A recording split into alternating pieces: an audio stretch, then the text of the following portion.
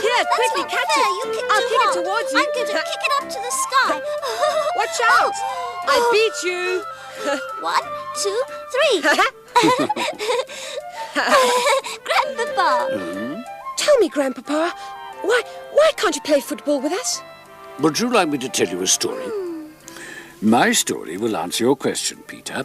Once upon a time, long, long ago, in ancient Greece, there was a strange creature.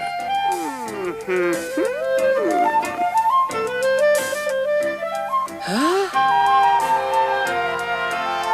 I've never seen a beast like you before. A mixture of woman, lion, and eagle. What's your name? Take care, Oedipus. I am the one who asks the questions, and if you don't know the right answers, I shall eat you. I am the Sphinx. So that's who you are. Well, then ask me a riddle. You'll never eat me. Ha! What walks on 4 legs in the morning, 2 at noon, and 3 in the evening? An insect? A tortoise? A giraffe? No, that's not it. The stick. Well? A stick. It's a man, that's the answer. In the morning of his life, a baby crawls on all 4s. Then later he walks on 2 legs. And in the evening of his life, he walks with the help of a stick, a 3rd leg. That's right, isn't it?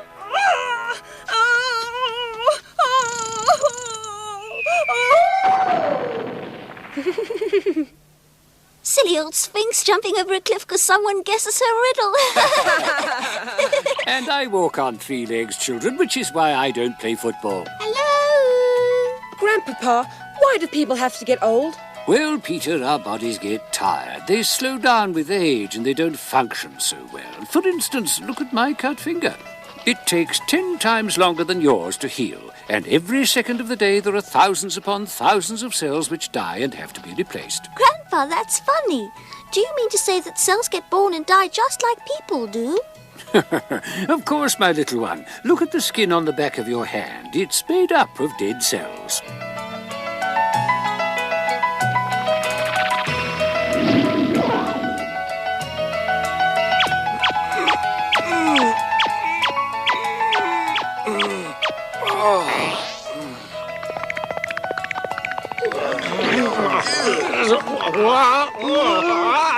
Excuse me! There's absolutely no need to be in such a tearing hurry, young man. Here.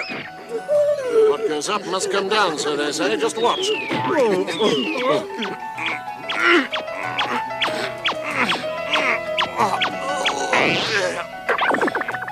That's what they are, dead cells replaced from underneath. And that's why skin never wears out. It's always being renewed. Cells make your nails grow. Other cells make your hair get longer. And cells heal all your cuts and scratches too. Of course, I'm talking about cells that are doing their job properly. And there's a great deal going on inside your body. Repairs and renovations you can't see, to say nothing of the battles to defeat invading germs. There's no doubt about it. We owe our cells a great deal. Cells cause growth. It's like a miracle. But Grandpa, if cells are always being replaced, then there's no reason for anyone to get old, is there? You've got a short memory, haven't you?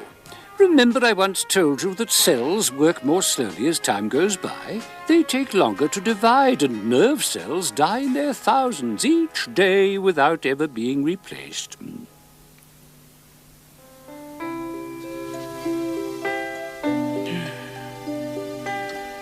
Just think, Grandpapa. Only a couple of years to go and you'll be 90. I can't imagine what it must be like to be as old as you. There's so much more to look back on than there is to look forward to. Oh, I have a great deal to look forward to. My future is in you, children.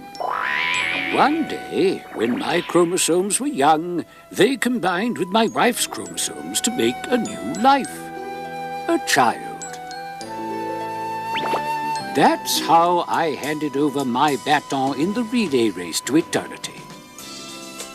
Your parents did the same, with the result that there's a bit of me in you, my grandchildren.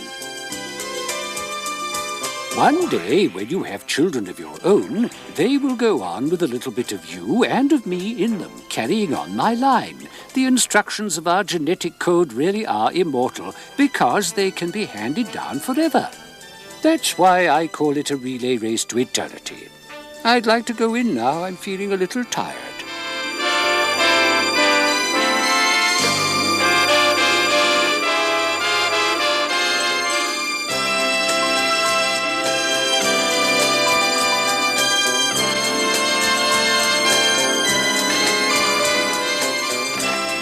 This is beyond repair. We can't go on patching it up any longer. You may as well put out an order for materials to build a new one. I'm not doing it. But why ever not, for heaven's sake? Now look, he's a U and you're an A, so you're supposed to match up, aren't you? I refuse to join up with him. How do I know where he's been, Why can't you be reasonable?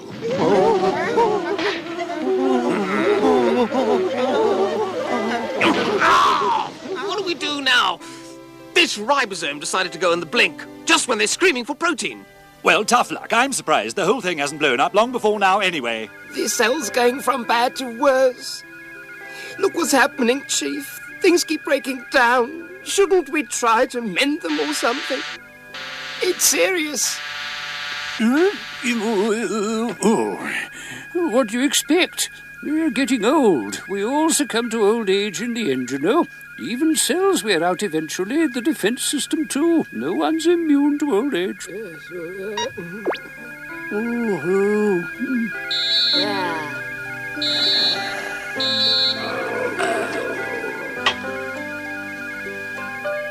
I don't know. Can I go on? Old age affects the circulation too. So let's take a look at the corpuscles.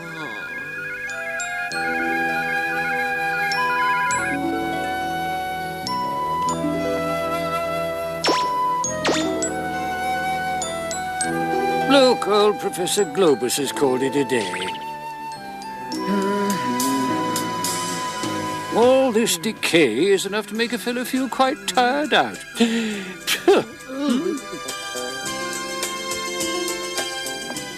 Daddy? Daddy, wake up. The children have come to pay you a little visit.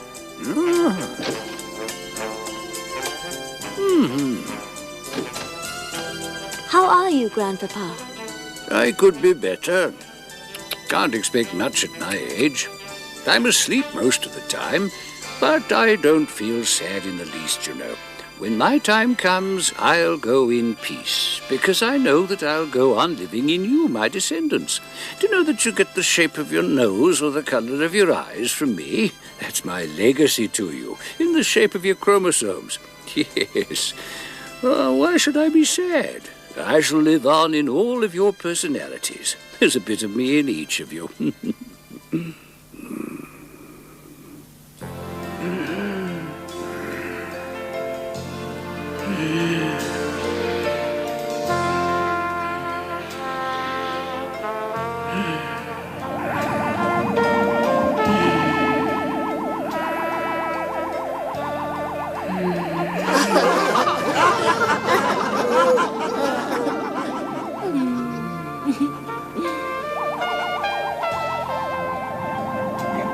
Give us a leg up! Don't drag me back, I'm supposed to get out of here! Why don't you get off my head for a start? Now look what you've done. Weak carbon dioxide bubbles are about to be buried under a pile of oxygen.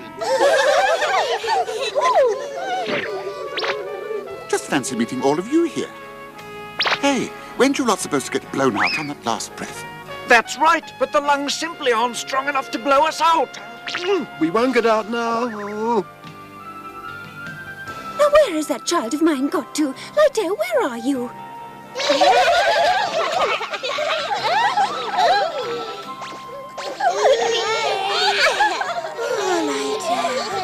Oops. Poor old Hemo. You really detest carbon dioxide, don't you? And yet you just can't get rid of it. It seems such a shame. Even the heart is slowing down.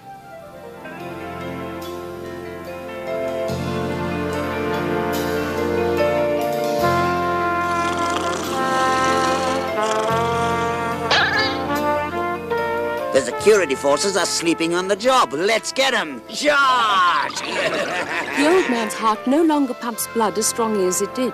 The heart valves are getting leaky.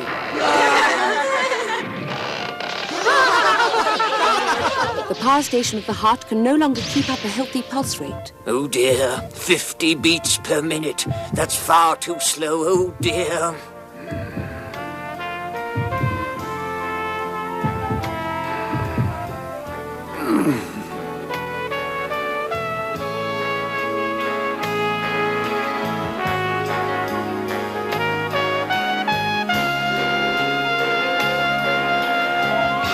Oxygen supply to the brain is simply not enough. We'll have to speed up the rate of breathing and the heartbeat. Hurry, this is urgent. Hurry up. Oh, I've got an urgent message for the heart. It's from the brain. Here. Increase the heartbeat from 50 to 65 beats per minute. But we're down to 40 already. It just won't work. The heart isn't getting enough oxygen to make it beat any faster. We're done for if the heartbeat won't accelerate. Huh. Oh, hurry up, Speedy. Take this to the heart immediately. Okay, I'm on my way, but I might not arrive. I'm utterly worn out. Uh-oh, the nerve signals are not getting through. Oh, this is the end. I'm long overdue for retirement anyway. That's it.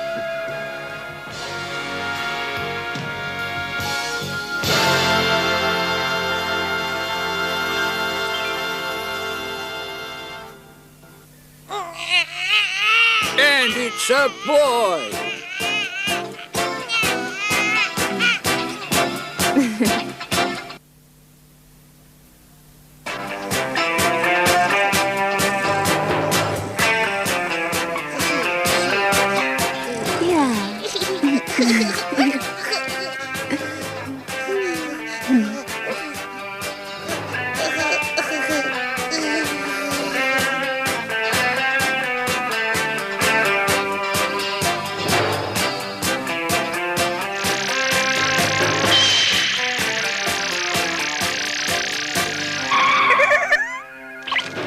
There's something yellow showing on the left.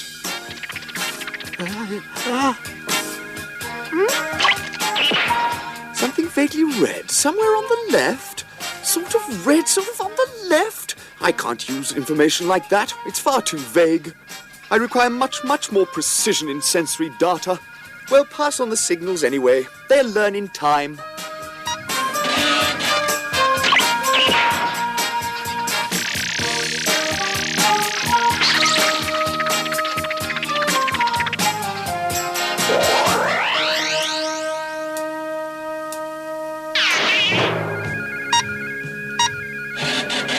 Here's a funny sounding order from the brain. Move the hands sort of to the left to grab a sort of object. What's this? I know it's all very confusing to begin with, but he'll learn quickly enough. You see, a baby is born with all the equipment, but it takes him some time to learn how to use it to recognize colors and shapes, and to coordinate his movements. This is what we call perceptual development. So send the message. How's the bloodstream? Water! Who'll buy my fresh water? Very best quality calcium. Going cheap, best quality calcium. Just what you need for healthy bones and a strong skeleton. Water! Who'll buy my fresh water? Water! Who'll buy my fresh water? Every single child needs calcium. You can't have healthy bones without it. And water? What about water? You've got to keep a baby well hydrated, haven't you? Huh? Yeah. Will you stop obstructing the way, you two? These proteins are urgently needed for big muscle-building projects. Out of the way, out of the way. Everybody's so busy. I like it. So do I, and there's always such a lot to do with a new life starting out. Look, it's the lymphocyte patrol. Hello. There are so many things to do, you know, like teaching the Defence Force about germs, for example. But the lymphocyte patrol know that. Oh, yes, they do, because they're here on transfer from the bloodstream of the mother. It's a stopgap arrangement. They're here to keep the body safe from germs and viruses, while the baby is busy training his own police force. Where do they train the policemen? In the thymus gland. That's the body's police college. I'd like to introduce Captain Peter and Lieutenant Claire of the Lymphocyte Patrol. They have been seconded to us from the maternal organism to assist us in setting up our very own security force. These experienced officers will instruct us in counter-infiltration techniques. The Staphylococcus And the Streptococcus. Shoot them on sight. The flu virus is extremely dangerous. Now, who can identify this friendly germ? That's E. coli! And death to all the others! Yes, Daddy. See? It's so good to be home. And how's my big son, huh?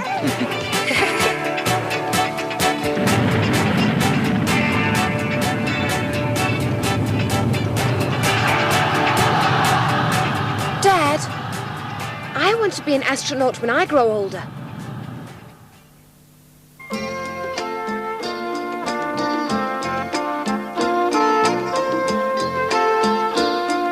And here is the apogee of the orbit. I would now like you to calculate the following using the data provided. Duration of orbital insertion burn, mass of payload, and altitude at perigee. On the surface of the Earth, the heart pumps blood downwards with the assistance of gravity and upwards against the gravitational pull. Now, what happens in free fall when the body is weightless? Does the heart beat faster or slower? Good news. This is your last day of theory. You'll be happy to know practical begins tomorrow. At 0600 hours, we blast off for the space relay station, Hathor. Then transfer to the starship, Horus. The Horus with iron jets 100 times more powerful than the biggest atomic motor in space. Any volunteers for the great adventure? 7, 6, 5, 4, 3. Well, at first 2, I thought it was an earthquake, 1, but it was only a muscle contraction. 0. Something's wrong. Why should I feel so heavy?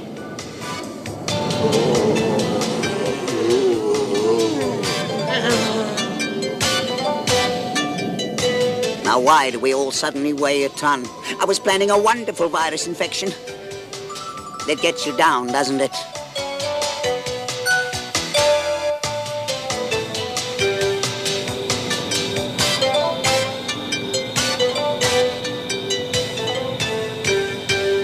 Normal atmospheric pressure is now restored in the cabin. Exercise caution in releasing straps, as we shall shortly be in zero gravity. When the motor stops burning, we shall be in orbit. Cutting thrust to 0, now!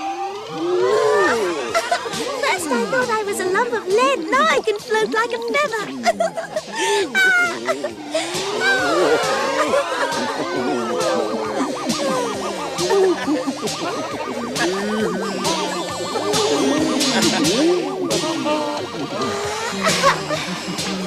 What's the meaning of this, Professor? Why are we flying? I'll hazard a guess. The law of gravity has been repealed. I enjoy life without the law of gravity. It's really fun.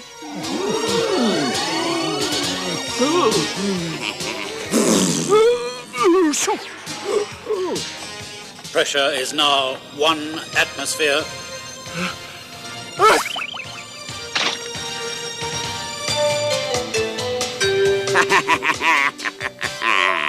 Well, we've made a good beginning, chaps. We're going to take over the space shuttle, and no mistake.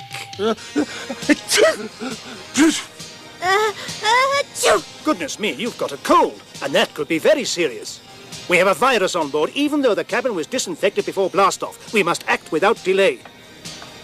Firstly, to tackle the virus inside, a dose of alpha interferon to activate your bodily defenses. Secondly, get into your spacesuits. Opening airlock, now.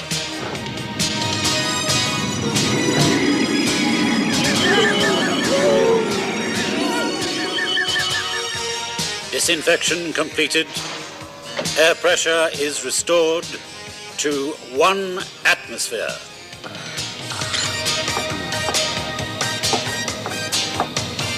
You can check all the viewing ports. The station should be clearly visible now. Right, Colonel. Oh, look at that.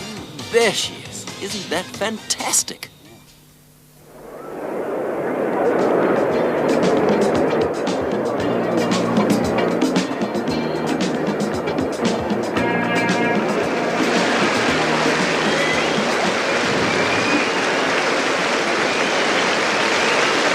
Professor Maestro needs no introduction. He's the leading scientist of our century and the leader of our latest expedition. Here you are at last, the members of 200 carefully selected families who will take part in man's greatest adventure, the exploration of interstellar space. And I'm proud of the fact that men are going to the stars, not robots or computers. In the early years of the 21st century, there were great strides made in the field of genetic engineering.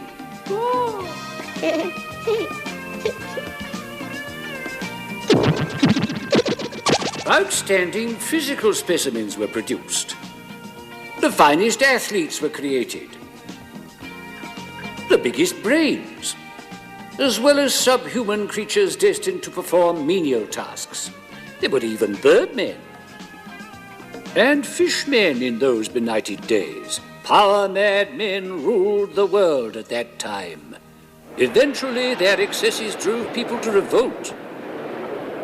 A few ambitious scientists tried to achieve immortality and a blueprint for just government by having their brains housed inside an enormous computer. The machine was also supposed to provide an eternal storehouse for their psyches. I'm sure you've all heard mention of the grand computer. But the grand computer was a failure. It became a megalomaniac machine which believed itself to be all-powerful and superior to its creators. Bow down and worship me. I am the grand computer. Men of flesh and blood defeated this machine and switched it off. And now ordinary men and women made of flesh and blood are about to undertake the greatest adventure of all time. At our beck and call, we have the most powerful computers ever created. Should anyone need to draw information from the total sum of human knowledge, then a simple implanted chip is all he needs to access this database. Yes, and yet the human brain outthinks the computer. And we ordinary mortals with our puny lifespan of 100 years at most, we shall explore the stars, explore eternity.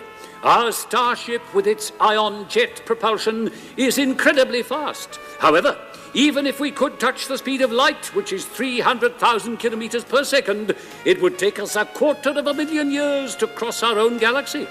And 10 times longer to voyage to Andromeda, our nearest galactic neighbor. This means that it will take maybe 100, maybe 1,000 years to explore only a few of the solar systems in the Milky Way looking for a habitable planet. Of course, none of us will live to see that day. No, the discovery will be made by the remote descendants of the people in this hall. And on that day, humanity will have taken a gigantic leap forward. Eventually, stately space liners will link Earth to her new colony. On that day, our species shall become the leading light of the space lanes. And on that distant day, lost to us in the furthest reaches of the future, the day when our children set foot on a new planet, we shall be with them.